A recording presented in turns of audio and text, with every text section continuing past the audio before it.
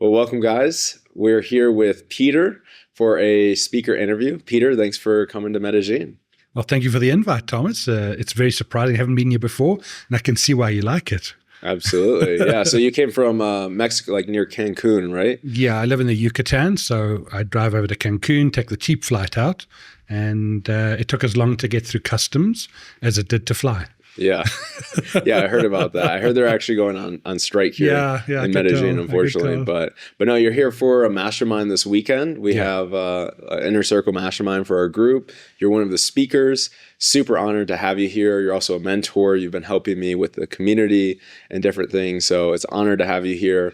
And just for those who are listening, would love for you to just briefly introduce yourself, your background, experience, and maybe also what you plan on sharing this weekend with everyone. I'm happy to do that. And I'd also like to hear what benefit I've provided you along the way. So It's tangible and real. So Peter Holgate, grew up in South Africa, moved to Canada, subsequently moved to Mexico during the pandemic, and lived there with my 7 children and my very lovely wife, who tolerates a lot of my life. My background is very different to most people's. I didn't finish high school. I was conscripted into the army, spent 4 years in the army. I became a top cyclist, spent some time in Europe there. I was a police detective back in South Africa, and then worked at a couple of crappy jobs. And along the way, I was shot, stabbed, bombed, and I broke my neck and couldn't kill me off. So I'm still here despite all of that. I want to hear about each of those instances. Their stories. And when I first told my wife, she said they're hard to believe from a Canadian's perspective. It's very difficult to understand that this is the reality, but it's true. And obviously I've had to deal with all of those experiences as part of my life experience. Started a business about 35 years ago. It was in the outsourced game. We were doing outsourced payrolls at the time. Grew that into an outsourced risk treasury function business for larger EPCM firms. Ended up selling that. And between then and 30 years later, I built up 6 different businesses. I've raised tens of millions in capital, created multiple 9 figures in these businesses. My last business, we used large-scale sound waves. We put them underwater. We acquired a sonic generator.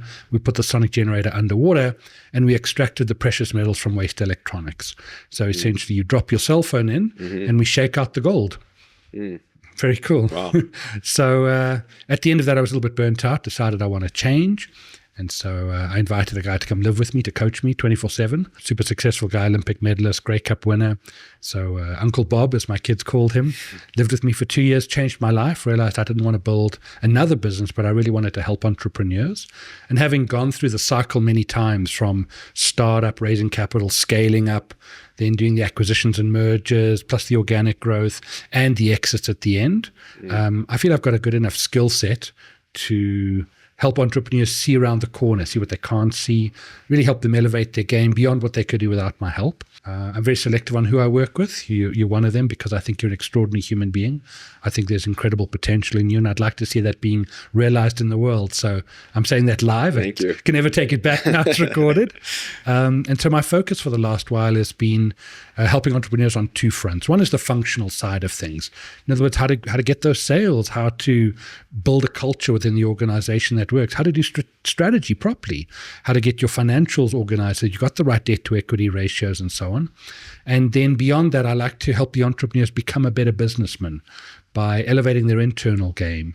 So we'll do the hard, deep work, we'll do the mental conditioning, and we'll elevate you not just that you're good at business, but that you're a leader in business. So that's my focus. It's pretty broad-based, and I get a lot of fun working with a lot of cool people who do a lot of cool things, and I feel like it's a double paycheck. They pay me well, and I get the benefit of seeing what they bring to life in the world. It's amazing. You have so much to talk about there, like so much depth in that background that we could dive into. I'm curious, how long have you been doing so since the last business you had, how long has it been since then that you've been doing what you do now? Yeah, it's been about 7 years. Okay. And I typically work with 5, 6, 7 clients at a time.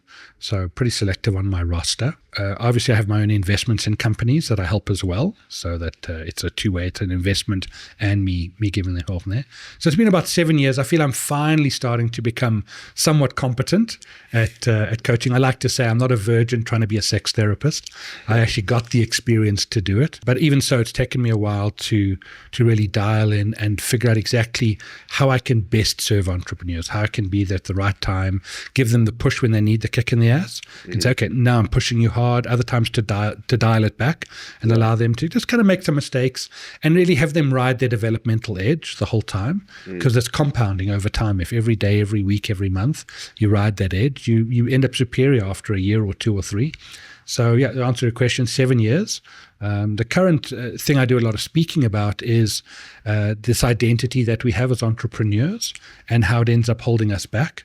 We have these internal rules. For example, successful people must work harder than other people, or successful people never take a day off.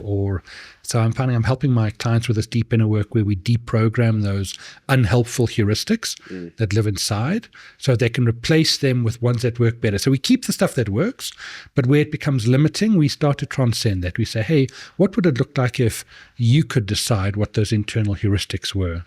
And so it's 2 parts to it. There's the functional part of business, and then there's the internal growth part. What do you usually find when you're working with entrepreneurs, let's say at different stages? Because you work with mostly very successful entrepreneurs, people, in the range of anywhere from, I would say on the low side, maybe $1 million, and you can correct me if I'm wrong, to 100 million plus, right? What are the identity shifts that you see a lot of the entrepreneurs need to make at those different stages of scaling? Yeah, really good question. And as any good lawyer will tell you, it depends. And so what's very interesting is sometimes the entrepreneurs are on the higher end of the scale, right? Let's say they're running $1 billion plus business. They are sometimes less evolved, if that's the right word, than entrepreneurs who are scaling up to get to the million for the first time.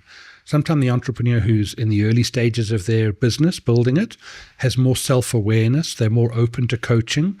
They're more reflective on where they want to go, and they end up being better leaders in the long run.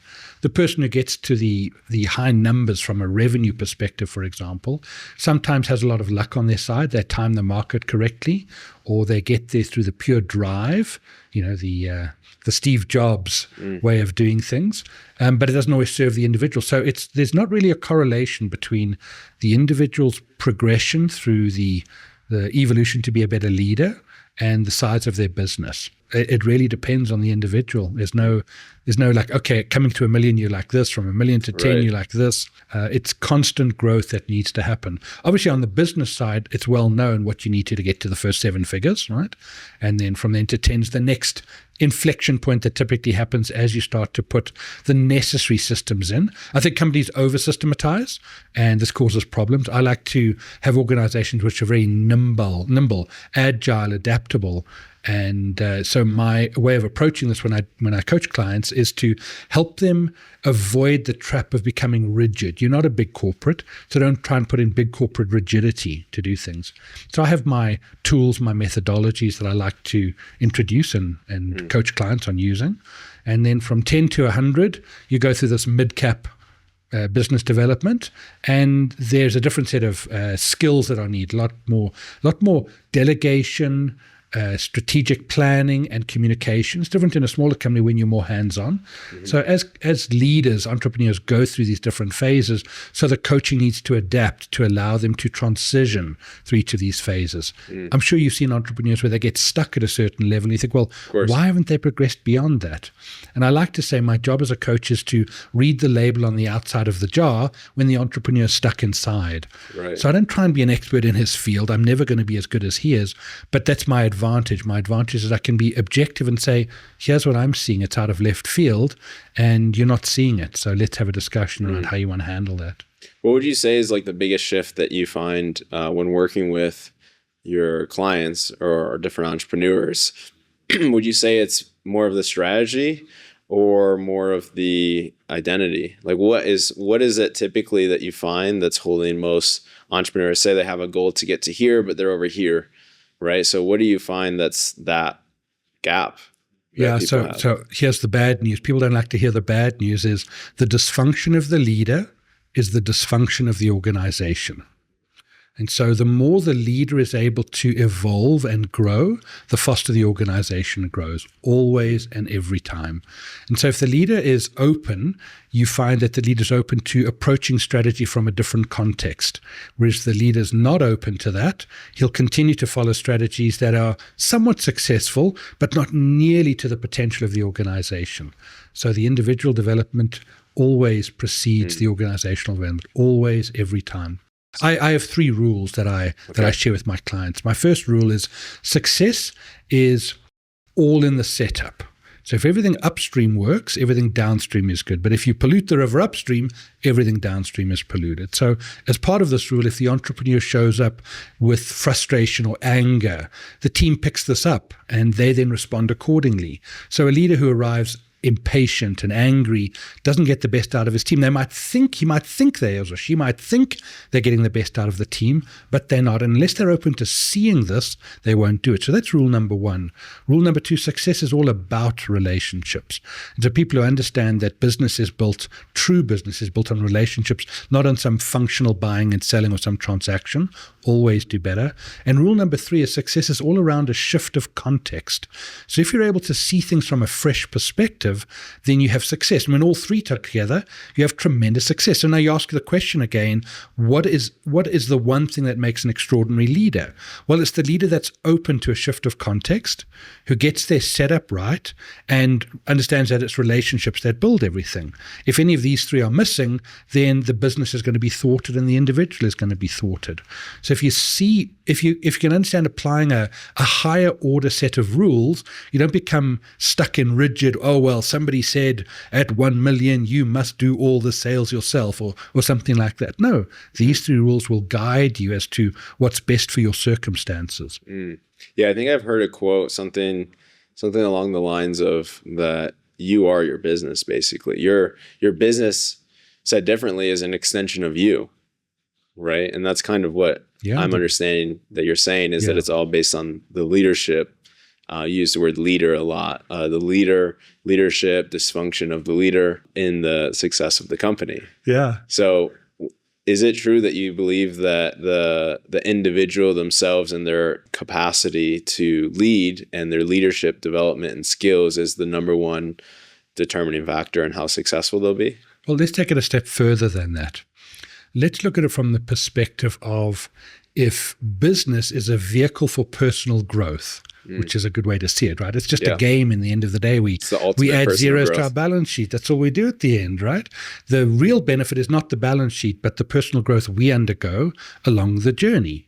So the extent to which you can see business as a game and the personal journey and the personal growth as the real work that needs to be done, the more you can step away from the precursor that it has to be the individual is the driver of everything else.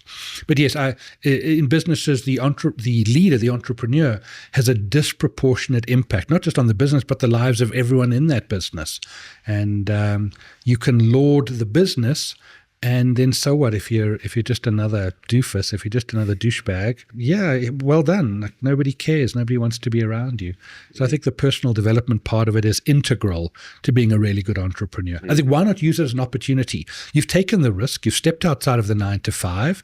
You are in the accountable class. People who are bureaucrats are unaccountable. They don't pay a price if they're wrong. But as entrepreneurs, we pay a price when we're wrong. So why not take the fact that you've stepped out of the safety net and you're living your life to the full? Why not live your life to the full as a human being as well, not just as a business leader? So I think the 2 can work very well together. I mean, business is life for most entrepreneurs. Not like we just switch off and say, oh, well, at 2 o'clock, that part of my life ends, right? If you're like me, when I was an entrepreneur, I'm thinking all the time, how can I improve the business? What do I need to work on? Let me get back to this client over here. There's a continual desire to grow and improve the business. And so I think for entrepreneurs, they merge together for the most part. And this is where you get into burnout and too enmeshed in what you want. And so being able to individuate outside of the business and avoid the traps that others fall into, I think it's integral. I think it's one of the benefits coaching provides you with. It provides you with the guidance, the guidelines, the accountability to achieve, but also somebody to have your back as you're going through this journey, where somebody can say, hey, listen, what do you think about taking a holiday? And that's the code for saying, I see you've worked, a week of 14-hour days. Have you thought of dialing it down a little bit? Sure. Yeah. So what advice would you give to someone who is wanting to improve their business and they know that really the number one thing they should focus on is that personal development, themselves, the leadership, of course, in addition to coaching, like you've already suggested, but what would you say is like some things that someone in that position that wants to grow can do personally, so that they can have, reach the goals or success or whatever it is that they want to achieve? Yeah. You've already said coaching, and yet I think it's underrated. I'm going to say it again. Not just coaching, but having the right coach on your team, right? My life changed when I had a coach come live with me. Mm-hmm. I had an Olympic medalist that I invited to come and live with me and coach me 24/7. And it changed my life. Every morning I'm at the gym. He won an Olympic medal as a wrestler.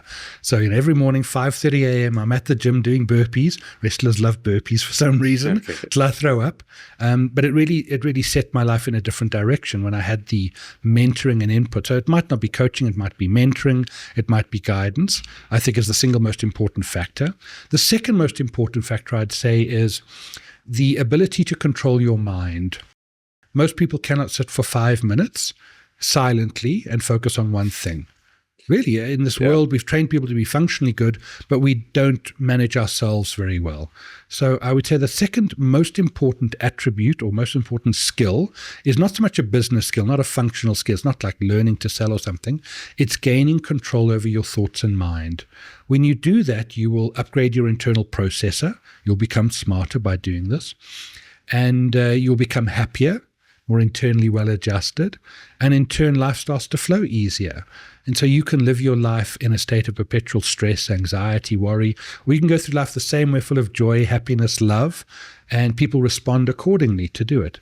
So I think the second most important thing, after you've got somebody who can provide you with the guidance and mentoring and coaching along the path, which I think is critical, we don't get enough of that in our world today, is to spend the time conditioning your mind.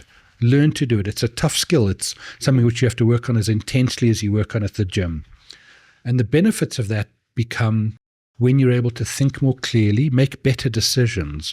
One of the key things that I give public talks on is decision making and how poorly people normally do it. Most people make decisions without a framework, without conscious understanding of the biases they bring into their decisions. Mm-hmm. And so I see the thing that hurts entrepreneurs the most over the long run is consecutive bad decisions they make. I tell the story of Ronald Wayne, the guy who sold his Apple shares. He owned 10% of Apple, and he sold his shares for $800. And he got a payment of $1,500 to never sue them, right, as his waiver of liabilities. And I think if he hadn't done that and just held on to his stock, he'd be worth $100 billion or more today, one of the richest men on the planet. Yeah. And so this is a good example of how decisions impact everything entrepreneurs do. And as entrepreneurs, we spend so little time improving our ability to make good decisions. We have this hubris to think, I'm smart, I'm hard worked, I built a business, I naturally make good decisions. I would say that once you've learned to control your mind, you're able to make much better decisions. And over time, good decisions compounded separate the great entrepreneurs from those who do okay, from those who fail. Because we all have the same deck of cards. We all have the same 24 hours a day. And the people who are able to think and make better decisions, compounded continually, always, always, always do better than those who don't.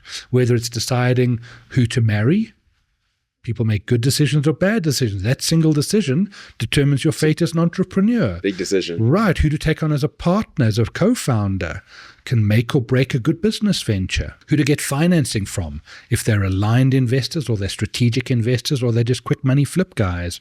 So every one of these are crucial decisions that entrepreneurs have to make well. And if you're not well versed in controlling your thoughts and how you approach these things, you very often approach it with fear, anxiety, lack of rationality, lack of full understanding. You don't get rule number one, the setup in place. So in order, I would say coaching would be the number one. Get yourself a good mentor, a good coach. Rule number two would be learn to master your mind. It's hard work to do it. Before we get to number three, how do you control and master your mind? Yeah. How do you become well-versed in that? Yeah. So we've known this for about 5,000 years. And the process is to train your mind to be able to focus on one single thing. I use the breath for the very specific reason that it's very neutral. And you have to do away with all the distractions, all of the screens and the music and the sounds and the noise, and train your mind to be able to concentrate on one pretty boring thing. And when you can do that for an hour, when you can keep your mind focused on a single object for an hour, you can then deploy this very well-conditioned mind to consider a problem, consider a challenge you're having, consider a decision you have to make. You've got to fire somebody. Do you fire them now? Do you wait? What happens if you fire them too soon or too late? Have you ever fired someone too soon? All of these critical decisions entrepreneurs have to face are best made when the mind is controlled and you control your thoughts. As we said when we start, if you just ask somebody to sit for 5 minutes and concentrate on one thing, they cannot do it. And so they lose the power to see reality for how it truly is. A man I respect deeply, Ray Dalio, taught me in his manifesto that he wrote to find the underlying truth. And obviously he runs Bridgewater Capital, one of the largest hedge funds in the world. So to find the underlying truth before he places billions of dollars on an investment bet makes sense. I think the same thing applies to us as entrepreneurs. So if we're going to find the underlying truth, but our mind is all over the place, we're never still long enough to discern what is really going on here. So we make suboptimal decisions and we go through life without being truly present. We spend all of our time in the future thinking what could be, when I get there, when the strategy applies, or in the past with all the regrets, I wish I'd done that and should have thought of this. And so I see these entrepreneurs at the latter stages of their career where they've got some financial success, they've done okay on the winning the money game, but they're stuck with these identities which are limiting and they're not happy. They're still frustrated, angry, short-tempered, lacking joy in their life. And I think, what a waste. You've gone through life and you've arrived at this point and you haven't truly lived. So for me, the three tying together.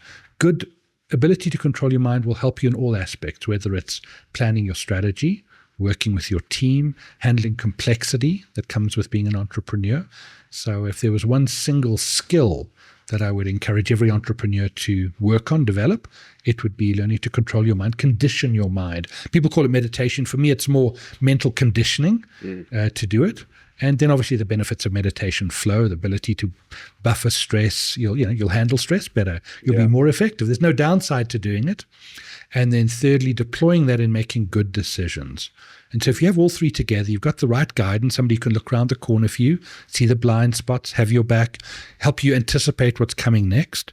You spend the time conditioning your mind as to become a superior human being, a superior entrepreneur, and then deploy your well-conditioned mind in making really good decisions. I think you're unstoppable. I think there's nothing in the entrepreneurial world you cannot accomplish. And what are your thoughts on visualization, goal setting? Visualizing, meditating, because when you describe meditating, you're talking about conditioning your mind, focusing on just your breath. But what about the people that believe in manifesting, that, feeling it before it happens type of thing so that they can prepare their, body and mind before the experience? Yeah. So I think it has its place. And I think its place has been blown up beyond what it should be. So if you're a top athlete and you're visualizing your putt or your swim stroke and you're getting the benefits of the neuromuscular conditioning, okay, great, do that as part of the activity. I'm not a great proponent of goals. And people say, but aren't goals everything? I've been taught by Brian Tracy through to everyone, you got to write SMART goals. Who came up with SMART? I don't know. But someone did. And if you ask somebody about goals, they'll come back with SMART goals. And yet I've never seen somebody who suddenly said, goals changed my life. I went from being, like this, and now I had a goal and then life changed, right? What I see instead is people who are feeling less than because they're always behind the goal. Hey, you didn't hit that goal. You didn't lose. You lost 8 pounds. You didn't lose 10 pounds. You're a loser. And so this preoccupation with goals, I think, is misguided. And I encourage my entrepreneurs not to have goals. I like them to have two things. I like them to have ranges, and I like them to focus on the delta. So by the delta, I mean the incremental changes that occur towards a range. Why is this more powerful than choosing a goal? Well, you're hitting a goal, and let's say your goal is to lose 10 pounds this month. Every day you're checking, I'm down a pound this week, and I've got to step up a pound 2 weeks. And then you get to 9.5 £5 and you're a loser. You didn't hit your £10. And you didn't have the feedback mechanism which allows you to learn from what the process is telling you. Whereas if you had a range, you say, look, I'll be somewhere between £8 to £6. Now there's a direction. I'll be somewhere between £8 to £12 down at the end of the month. And you can course correct along the way because you care about the delta. You care about the incremental change in your weight. You can now say, oh, what am I doing wrong that's going to hit the goal? For example, if you want to lose £10 in a month, you can just stop eating for a week. You will hit your goal. And so we start to make suboptimal decisions, and as we come back to decisions, suboptimal decisions driven by the wrong incentive. So goals start to drive the wrong incentive throughout organizations. I see this very often when entrepreneurs want to put performance schemes in place, and they use goals instead of ranges for this. And then you start having people cutting corners to hit the goals, to make the bonuses, and you end up with economic value add problems where people look for the revenue without the complementing investment to continue the growth of the organization. So for me, goals are for losers. And what I prefer is to love the delta. Delta drives decisions. If you're tracking the delta in your financials, for example, you're loving the variances. You've got your forecast where you think you're going to be, and you're looking at with the actuals and the difference between the two, the variances. The variances will tell you more than all the goal planning in the world. All the forecasting for the next 36 months is worthless. But that delta will tell you exactly what needs to change the very next week or month to let your business grow at its optimal rate. So goals can also be self-limiting, and they destroy people's self-esteem. If you've got people who continually miss their goals, you will break down their esteem. And so the delta increases people's esteem. In other words, every time you lose a pound and you celebrate that, you're going to feel amazing at the end. It might take you 2 months to lose the £10. Who cares? It really doesn't matter. The fact is you've done the right actions to lose the £10, and you've celebrated every step of the way, and you feel amazing. So what happens the next time you want to take on a challenge, the next time you want to change direction? You don't have imposter syndrome appear anymore. You don't have self-doubt creep in. Imagine there was entrepreneurs with no self-doubt, no imposter syndrome, who had solid esteem all the time.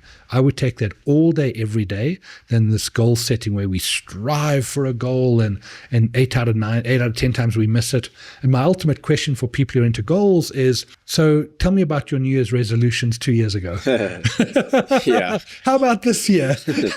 Right. Right. And those are nothing more than goals.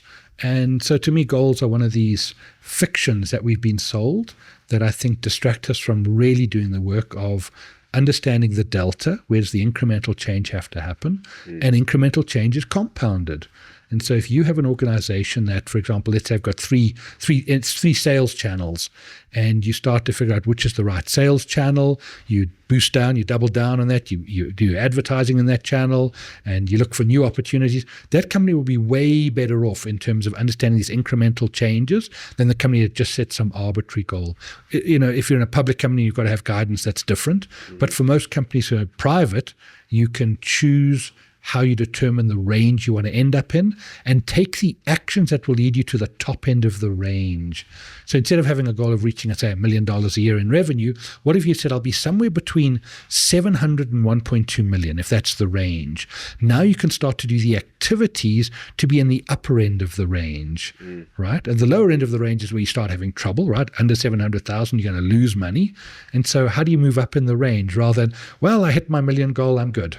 Yeah, that's a very interesting perspective, because you're right. So many people, that I've listened to, like Brian Tracy, you mentioned, Jim Rohn is a big component of that. I'm sure Tony Robbins, like all of these people are, set the goals, Earl Nightingale, you become what you think about type of thing, which I believe has its place and its value. But I like what you're sharing on the range, because you're right. So often people can set a goal and then not achieve the goal, even though they made progress, but they ignored the progress and just say, I didn't get the goal, so now I'm a failure, now I'm stupid or whatever, So and the goal becomes the focus, not the process to improve. Right. So the process to improve is superior, in my opinion, to goal setting. So if Brian Tracy had said, hey, figure out the process to get better, and you'll blow through any goals you might have had. You'll exceed the goals you expected, and you'll feel good every step of the way that you get better.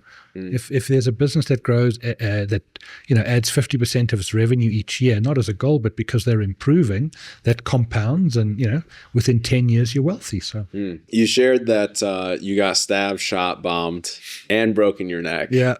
So we don't have a time for all of these different stories that I would love for you to share, but I would love to hear one of those stories. You pick one of the four, but I'd love to hear what actually happened in either you breaking your neck or being shot or stabbed or bombed, just for those listening, because you have so much different life experience. I know we talked a little bit about business, but I'd love to just wrap it up with something like life experience wise. Yeah. So this is my excuse for why my business card used to say recovering arsehole, and my wife would say some days less recovering, is probably a bit of PTSD. So I was a police detective in the most violent country in the world, South Africa. Okay. And my job was to interview suspects because we knew there was an amnesty coming and we didn't want to waste resources. What is amnesty mean? Amnesty is when you get given a free pass. So there was going to be a new government, and if you were a card-carrying member of a political party, say the ANC, it doesn't matter that you murdered people, you gang raped women, or you had armed robbery, you were robbing banks, you were going to get off scot-free. Really? Yeah, Okay. that was the deal. There was the political settlement. It's politics. It's dirty as hell. And so my job, because of my experience in the military, I'd been fast-tracked into a detective role in the army. In the police. I was able to bypass being a uniformed officer and go straight into being a detective. And I was able to use my experience in the military to understand the modus operandi of whether these criminals belong to certain political parties. And typically we would try and catch our suspects 2-3 o'clock in the morning. We'd see where their girlfriends were. We'd go and catch them unawares. And we got a call, me and my partner at the time, that a particular suspect we were after was in an area called Alexandra. It's a slum that's outside of Johannesburg. It's about 1 million people living in 2 square kilometers. So it's a pretty intense place. Anyway, it was during the day. It wasn't like what we would normally do. And so as we get to the place, somebody's notified him and he's running. And so I run after him and I grab him and I've pinned him down on the floor. And I didn't see his friend come behind. My partner had gone behind the building.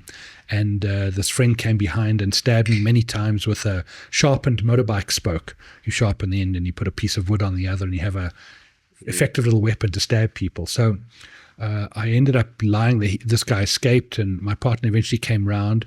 But by then my lungs had collapsed and they were filling up with blood. And I literally had a couple of minutes left as I was choking in my own blood and living in this sewage-filled street. And I'm thinking, well, this is how my life ends. It's a sunny day and I'm going into shock. So I'm alternatively laughing and crying. And, when you're in shock, your body loses control over the emotional response that you have. And by pure fluke, my partner went to the main road. He walked over to the main road and a paramedic van was coming and he was able to stop it. And the guy in the paramedic van, his name was Johan, was a boyfriend of one of my ex-girlfriends, turns out enough. So anyway, he arrived and, I'm feeling really not good. My heart had actually been scraped by this thing that had plunged into me. So I had a lot of pain because my heart muscle had been stabbed by this thing as well. And he gave me what was called a hemopneumothorax, where they puncture your lung from the side, from the outside. They open up your ribs and they stick 2 fingers in, they cut you in and they stick a tube in there and then they sew it closed around so they can allow your lung to drain and reinflate. And so shortly after this, my girlfriend said to me, the girlfriend at the time said, I think you should try a different career. I'm not so sure I'm happy with visiting you in the hospital where you almost didn't make it. So yeah, it was one of those periods. Of course, I needed to learn this lesson often. One of those periods where you're watching death arrive. It's a little bit slower than you would have hoped. And you see what death is like. It's there. It's coming for you. And then you let off the hook and like, oh, I have another day to live. So I have a very optimistic view that I have another day to live. Wow. When did that happen? Oh, I was 21 at the time. You were 21? Yeah. Wow. And that was the first close to death experience? No. In the army, I was bombed, and that was the first one. And that was before you were 21? Yeah. I failed high school, right? So I couldn't escape conscription. We were fighting a war in Angola at the time. It was South Africa and the US versus Cuba, Moscow, East Germany, and the local FOPLA faction. So this was a fairly large scale. Hundreds of thousands of men were committed to this battle. It was, the domino theory: if the communists take over. And so I was a conscript. I was just a peon. Got recruited into the military as a conscript, as a slave. Didn't finish high school. Off you go. So, 16, 17, there I am learning how to be a soldier. Anyway, I was in my fourth year that I got shot. We had a bad encounter, and there was another story for another time. Yeah. So first time was about 3 years in, then 4 years in, and then left the military. Then went cycling. Thought, I'll be a professional cyclist in Europe. Was on track to do everything I needed to do. Broke my neck in an accident. Broke my pelvis as well. Then came back to South Africa, became a detective, and then that happened. And then I think for men, as we hit our mid-20s, we stopped being so daft, In the army, we jumped out of airplanes, we did all this crazy stuff, and now I'm scared of heights. Now, don't even put me on a 2-foot ladder, And I think something happens as we transition from being young bucks in our early 20s to more mature. So, yeah. Would you say that those experiences had obviously had an impact on you, right? But getting, I've heard stories of people who've almost died. They've had this moment of realization, and they shifted, their whole perspective about reality or life. Would you say that you've experienced something like that after you had one of those instances happen to you? And if so, what was it that happened? So I wish I was smart like other people. I'm slow to learn. I need to bash my head and make the same. Clearly, I have to bash my head and make the mistake over and over and over again. So no. In fact, it just I doubled down on my determination, right, to continue on this path.